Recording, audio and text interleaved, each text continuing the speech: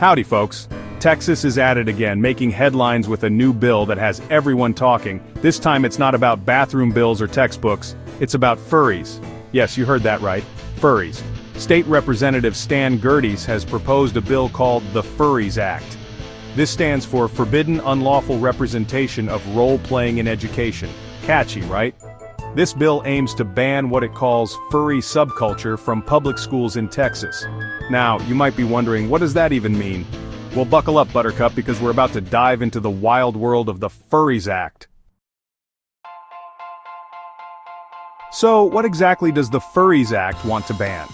The bill lists specific behaviors that would be prohibited in schools. These include things like barking, hissing, meowing, and even licking for grooming. Apparently, Texas schools have gone to the dogs, literally. The bill also wants to ban students from wearing things like fur, tails, and leashes. I guess Halloween costumes just got a whole lot less interesting.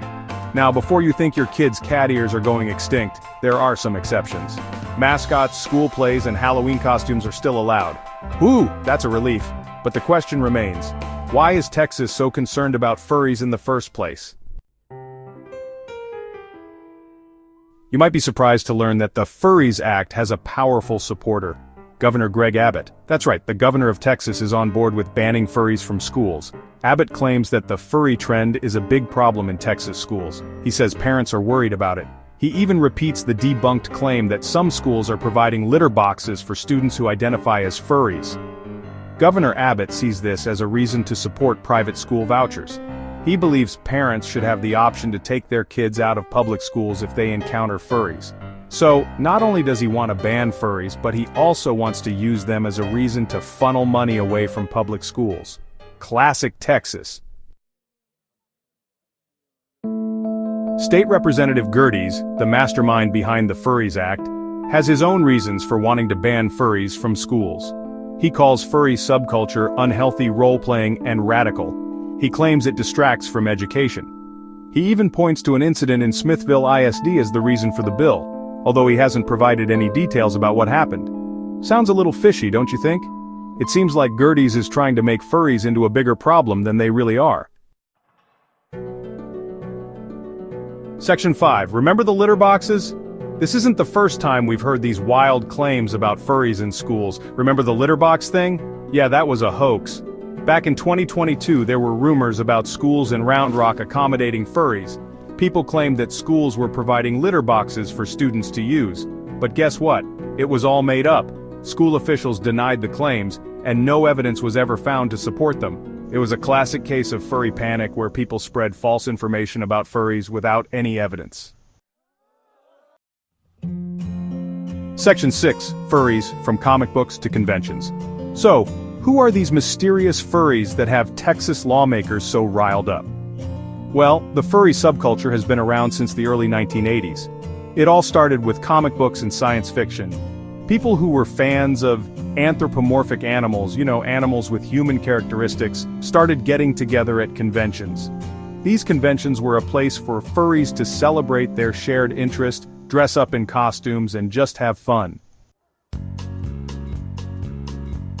Section 7. Fursuits and fandom understanding the basics. Now, when we talk about furries, we need to talk about fursuits. These are elaborate costumes that furries wear to represent their fursonas. Think of it like a mascot costume, but way more detailed and personalized. Not all furries wear fursuits, but it's a big part of the subculture. Furries also express themselves through art, writing, music, and even video games. It's a diverse community with people from all walks of life. Section 8. Education or overreach. The debate continues. The FURRIES Act has sparked a lot of debate in Texas. Some people support the bill, arguing that it protects children and ensures a distraction-free learning environment. Others see it as an overreach of government power and a violation of personal freedoms. They argue that the bill unfairly targets a marginalized group and creates a climate of fear and intolerance.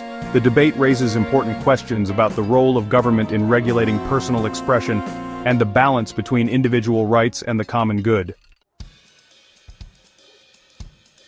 Section 9. The future of furries in Texas schools.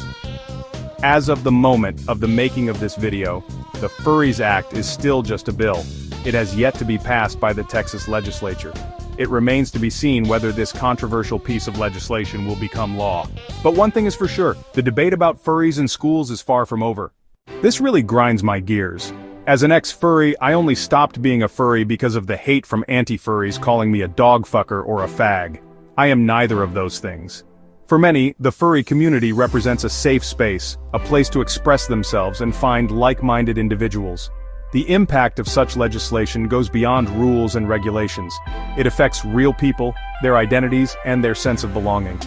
The voices of those who have felt marginalized or attacked for their interests need to be heard and respected.